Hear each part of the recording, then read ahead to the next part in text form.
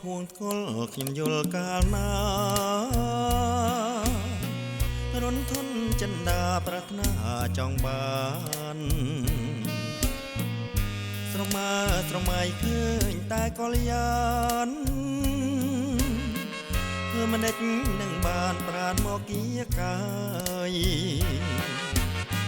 ដងស្ទឹងសងកែបំពេដួងចិត្តប្រាប់ថាវមិត្តឥតបែកនតើយរងចាំរូបខ្ញុំឥតលួពេលឡើយស្ទឹងសងកែអើយពិតឬយ៉ាងណា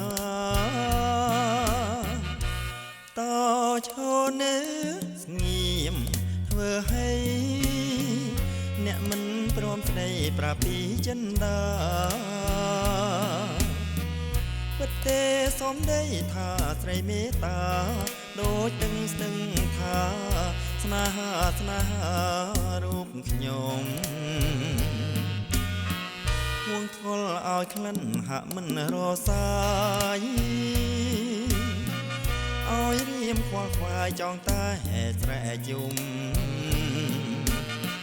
ឃ្លាតស្នេហ៍ខកចិត្តផ្ដិតក្នុងអារម្មណ៍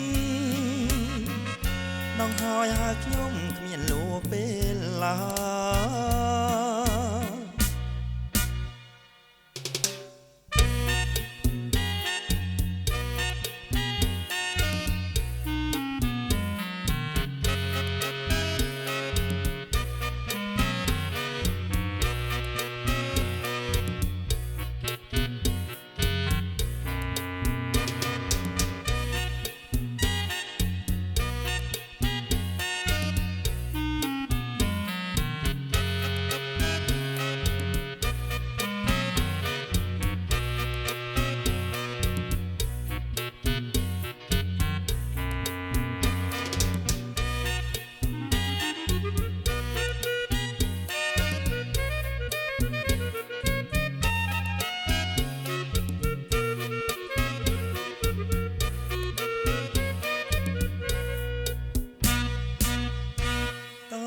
ឈរនៅ